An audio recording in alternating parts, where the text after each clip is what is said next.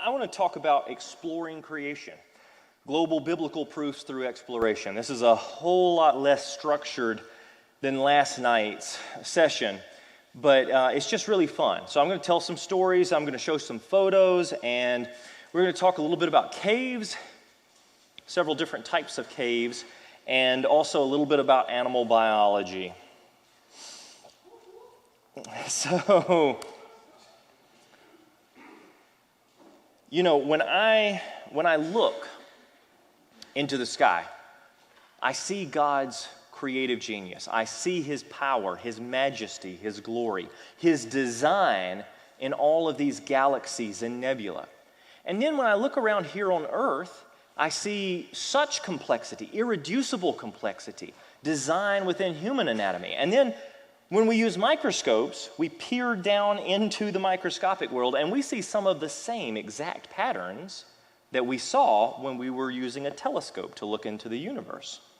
And then when we stick a spade in the ground through the science of archaeology, we're uncovering all of these treasures that point us back to the historical accuracy of God's Word. So He is God. From the tiniest speck to the most massive galaxy in the cosmos, we can't look anywhere and not see Him. You know, through our ministry, one of the things that I started early on was an appreciation for animal biology. And we've seen just a little bit of that over the last day or so with Michael's birds and other creatures. We talked about bird to dinosaur to bird evolution this morning, or the lack of evidence for such.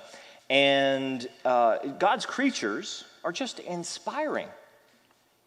So I want to share a few things that I've had the chance to do. I was up in British Columbia for our upcoming Animals of Alaska documentary, filming with a bald eagle. I got to get kind of up close and personal with the bald eagle and talk about their design. This is the third in the series. The first two Animals of Alaska documentaries, Part 1 and Volume 2, go through all sorts of animals, whether it's the moose or the fox or the salmon or the muskox, or all of these different creatures in Alaska that show God's fingerprints of design. In other words, everywhere we go, we see His mark where He's placed on every creature this astounding ability. So in Part 2, or Volume 2 of Animals of Alaska, which has since received about 4 different awards at major Christian film festivals, we actually looked at the grizzly bear. And I just so happened to have the opportunity to interact with a 600-pound grizzly bear in Canada, filming this documentary. And, you know, when I got there, it was one of the fellows who did this Grizzly Adams Productions. He was one of the trainers who was on site supervising, and he had worked with this bear before.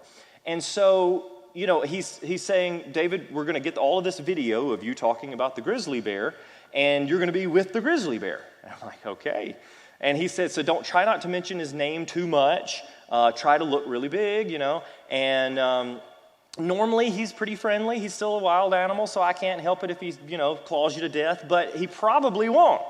So I step over an electrified fence. The cameramen are behind this fence filming, and all of a sudden the grizzly bear starts to walk up.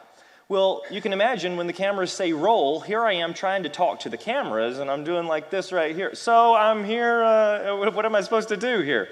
A little bit timid, because it's a 600-pound grizzly bear. And then the grizzly bear comes up and he sits down right next to me.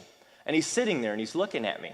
And so I'm trying to be really cautious and talk to the camera, but I'm just in awe of what I'm seeing here. And at one point, I brush up against his fur, and I'm like, man, this is amazing. And I'm talking along, and then this grizzly bear, he leans up and he puts his face right in my neck. And in the mic, on the video, you can hear him breathing in my neck as I'm trying to talk about the grizzly bear. And so that actually did make it into the cut of the documentary. But then the trainer, the expert on site, he said, now, I've worked with this grizzly bear a lot. And if I give him a signal from off camera, at the very end, I'm going to try to get him to do something. So most everyone who's familiar with my ministry knows that I end every video with, "I'm David Rives. Truly, the heavens declare the glory of God."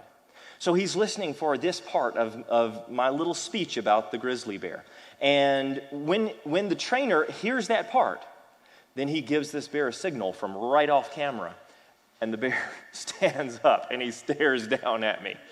And it was kind of a grand finale for that. So I do enjoy working with animals, interacting with different creatures. I also enjoy leading photo safaris to Africa. You know I enjoy astrophotography. This was around our boma, our campfire, where we eat each night. And you can see the Milky Way galaxy stretching across. I snapped this picture late one night. You can still see a little bit of a glow from the fire. But the Milky Way is so pristine down in the southern hemisphere because you're literally peering into the core of the galaxy. Up in the northern hemisphere here, we are looking through arms of the Milky Way, but it's not quite as spectacular. In South Africa, it really is. I was with an Animal Planet film crew in South Africa. We were filming a pilot session for an idea, and I got a chance to interact with giraffes.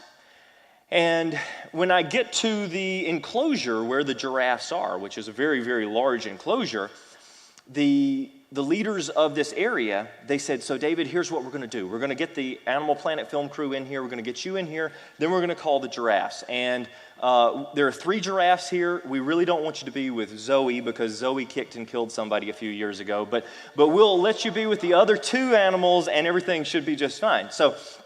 So I'm standing there waiting for the giraffe to come, and then they're like, "Okay, you can roll the cameras, and here's one of the giraffe. That one is, oh, that's Zoe." So Zoe comes up. And this massive creature, you think the bear was intimidating? No, I'm pretty tall. In fact, I'm taller than most things, but not a giraffe, okay? When I look up 18 feet at the giraffe, it's pretty intimidating. So this giraffe comes walking right past me on camera, and then I get to feed it Lay's potato chips, which is its favorite, by the way. So working with giraffes, again, more astrophotography in Africa. I took this picture right outside of a tent where I was staying. It was a luxury tent, but it was a tent in the middle of nowhere in the African bushveld, and this was my view when I woke up and when I went to sleep every morning and night. We'll talk about astronomy a little bit more tonight. This is a picture of a suicide chicken that I got while I was there. That's not its scientific name. No, the suicide chicken, that's because it tends to run in front of the buses and the vehicles. It's not very intelligent, but it is a beautiful creature. And then I usually load everybody onto these big 4-wheel drive vehicles and drive them out into the African bushveld, and we start looking. And one of the local guides will be speaking in the native language, and they're like, "Oh, we've spotted a lion up in the distance, or we've spotted this, or we've spotted..." And so at one point, we're driving down some of these narrow roads, and right in the middle of the road, little baby lion, little cub right there. And you can see the mama lion right behind it and several more cubs in the distance. And then we saw the male. And we got within about 30-something feet of this massive creature. Now, again, these are open-air vehicles, but it's usually okay. So why doesn't the lion eat you? If you got out of the vehicle, the lion would eat you. Why doesn't the lion eat you? Because as long as you don't stand up suddenly, or make wild movements, or talk really, really loud, the lion, it sees you as part of one big smelly animal that is the truck that you're in. But the second that you stand up, the lion sees your silhouette, and it's like, that's not just one big smelly animal. That's a little animal with a bunch of other animals on there, and I know that one's going to be really tasty, and then it will attack you. But usually, if you're careful, you can get really, really close to these creatures safely to photograph them. And, safely is a relative word because occasionally I like to be a little bit unsafe and hold the tails of lions. But we have a really, really big time out in Africa. This is a fish eagle that was sitting in the top of a tree far in the distance, over across the African bushveld. And it was just sitting there looking, and I had my telephoto lens with me, so I snapped this picture. And then we're riding along one of these narrow trails, and I had 30 people on this last trip in June, so we couldn't all fit in one vehicle, so we had to split up into multiple vehicles. So I'm here in the front vehicle, there's another vehicle behind me, and then the person sitting in the back of my vehicle says, David, look behind you, look. And I swing around, and there is a female lion stalking us. And she's staring right at us. You can see the other vehicle behind us here, but I had no idea that she was back there. And so she's just walking down the road following our vehicle as we move away, and she's like, don't mess with me. And then eventually she disappeared into the bush a few seconds later, and that was the last I saw of her. We interact with elephants. We interact with elephants. We play mental games with elephants. Who've heard that elephants have a really good memory, right? Yeah? Elephants have a really good memory, because what we would do is we would get up and close to elephants in an elephant sanctuary that you could get really, really close to. African elephants are a lot larger than Asian elephants, so they are massive. But we would get up there, and then we would take the shoe from someone and the ball cap from someone and, bring another child up there and take a scarf or whatever. And then we would tell the elephant, we were like, this scarf is Joe. This ball cap is Susie. This shoe is Sam, And then we would turn the elephant around, okay? And while the elephant was turning around, everybody swaps places, all right? And then you throw those items on the ground, and you tell the elephant, give the scarf to Sam. So the elephant takes its trunk and it picks up the scarf, swings around, and says, oh, there's Sam right there. It comes around, give the cap to Joe, picks up the cap. Where's Joe? There's Joe, drops it off in Joe's hands, so on and so forth. So yes, elephants do have a very, very good memory. And then my favorite dog is the African wild dog. The African wild dog is extremely successful. How many of you, when you think of Africa, you think, hyenas? Oh, yeah, hyenas. Hyenas actually aren't that scary.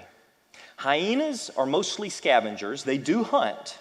But if they hunt, there's only about a 30% chance that they're going to catch their prey. They're not very efficient hunters. Well, the wild dog, they hunt in packs. And I'm driving through I have a guide driving, thankfully, but I'm in the vehicle here, and we're driving through the bushveld, and all of a sudden we come into this area, and you hear this sound, this shrieking sound, high-pitched shrieking sound, and all of a sudden the vehicle is surrounded by these African wild dogs. And then a few seconds later, boom, they've disappeared into the woods. But you still hear their sound, and then that sound goes away, and then all of a sudden the sound gets louder and louder and louder and louder, and then they surround the vehicle again. African wild dogs, if they are hunting, there is an 80% chance that they will take down whatever they're hunting. It's dead meat. So African wild dogs are sometimes called painted dogs. This is one of my favorite pictures I've taken of an African wild dog. Look how colorful it is. They're called painted dogs because it looks like somebody just threw a bunch of paint at them. And they are very intelligent. Those ears, it uses almost like radar antennas to pick up any little sound. And even if there's 20 of us in a vehicle, those wild dogs can hear the individual heartbeat of every person in the vehicle. And there have been situations, not that I've been on, but situations that I've been told where the African wild dog picks someone with a pacemaker, with an irregular heartbeat, or with any kind of a condition, and they single it out. And they try to attack that person because they know that might be the weakest link in the entire bunch. And so they're going to go for that one. It's a sight to behold. Let me just tell you that. David, are you taking questions? Yeah, for sure, yeah. I was just curious if these wild dogs are genetically compatible with They are breedable with some other dogs, I know. I don't know if they're breedable, you can breed them with all species, but I do know that they have been tried to, they'll try to tame them, they'll try to breed them down to a more mild group of animals. It never works. They make horrible pets. They are extremely ferocious and calculating, and they just love to do what they do. And that's a vicious hunter. My favorite bird in the entire world, I took this picture a couple of months back in Africa. This is called the go-away bird. And you see the go-away bird, it sits in the top of these big umbrella thorns or acacia trees. Actually, acacia is the same type of wood that the Ark of the Covenant was made out of. But they'll sit in the top of these trees, and they will be looking around, and they'll see giraffe wandering by, or they'll see a herd of impala coming by, or maybe some zebras, or whatever. Usually no big deal. But if they see a lion, or if they see a cheetah, or perhaps a hunter enters that area, they actually warn the other creatures. You know how they warn the other creatures? They give their call. You know what their call is? Go away! Go away! Go away! So the go-away bird is my favorite bird of Africa, and I just love waking up in the morning and hearing out my window, go away! And then the cheetah. The cheetah's a beautiful animal, a sleek animal, very inbred. It's got a lot of genetic difficulties, but it is a beautiful animal, and it's designed to do exactly what it's supposed to do. Do you know the difference between a cheetah and a leopard? Can somebody tell me the difference between a cheetah and a leopard? Yes. The little marks below their eyes. The cheetahs do, right? The leopards don't. Do you know why that is? So the leopards usually tend to hunt in the dark or at night or at dusk, okay? The cheetahs, they're active all throughout the day. Now the leopards, they don't have those marks, those little black marks under their eyes, but the cheetahs have those little black marks under their eyes, and they usually work in bright sunlight. What do football players do under the stadium lights before they play a big football game? They put little black stripes under their eyes, don't they? And that's because the glare from those lights, when it hits their cheek, will usually bounce back into their eyes, and they're squinting trying to see the football. But if they put the black marks, well, the black coloring absorbs the light. It acts as sunglasses for the cheetah. The cheetah has built-in sunglasses because it hunts sometimes during the daylight. It seems like there's no accident. So I've actually had a chance to interact with some cheetahs before. And this is, probably one of my favorite encounters, because I was with an Animal Planet film crew in South Africa, and we went into this gigantic reserve. And the guide, he said, I've got to make a stop here at this shed over here. So we pull the pickup up to the shed, and he jumps out. And he comes back carrying a plastic bag, and the plastic bag is all red. That's because it's dripping with blood and fresh meat. So he throws the bag in the back of the pickup, and then we keep on going for a while. Finally gets to this area, and he's asking the film crew, who's necessary? Now, that's never a good sign. Who's expendable is what he's asking. The film crew's like, well, we don't have to have the producer on site. She can direct from the truck, and we don't have to have the sound. Well, we have to have the sound guy. No, we have to have the sound guy. We have to have the cameraman. And, of course, we have to have David because he's the host, And so we three go into this area where there are cheetahs, 2 cheetahs. And the guide, he's carrying this plastic sack. Well, as soon as he sees a cheetah, he says, David, now try to stand big, Don't turn your back on the cheetah now. And everything should be okay because I am going to... And he starts throwing raw meat out, all right? I'm going to feed the cheetah. It's going to be perfectly happy.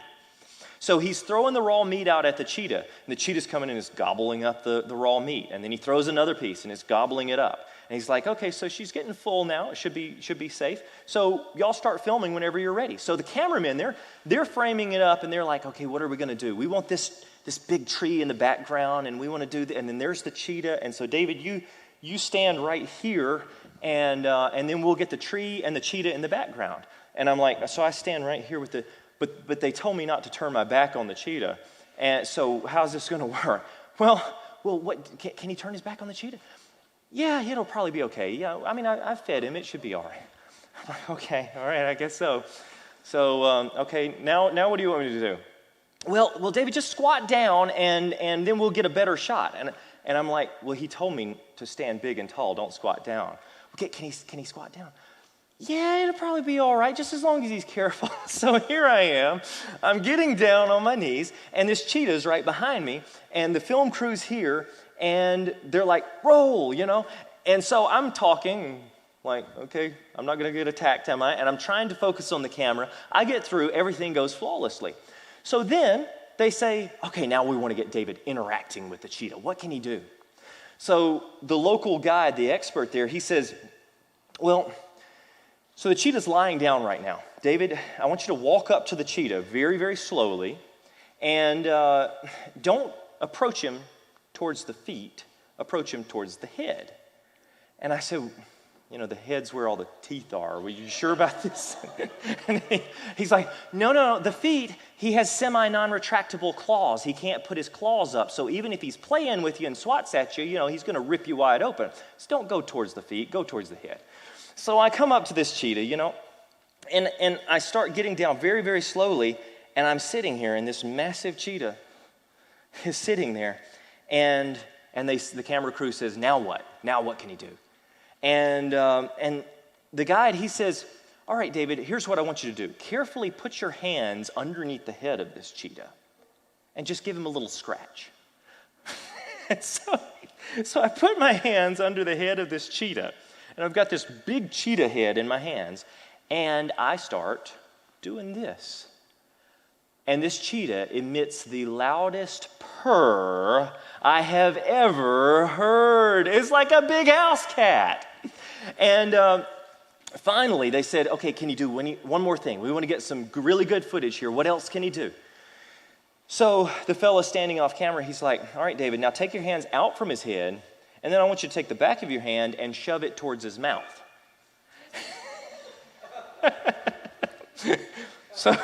So you know me, I'm really cautious, so I take my hand and I carefully remove it, and I put it up against his mouth. And the cheetah starts to lick me with this raspy cat tongue. And they're like, oh, this is great. And my heart's pounding, but it is pretty great. And I'm like, this is exciting. And it was exciting for the first 30 seconds or so until he started to lick my hand raw, and my hand was getting redder and redder. And I'm like, did we get it? Okay, I think I'm good now. So we got footage of the cheetah. You can see that on YouTube. We have that one available on our YouTube channel. So needless to say, I really do enjoy God's creation. I love learning about their design and how they're so well crafted for everything.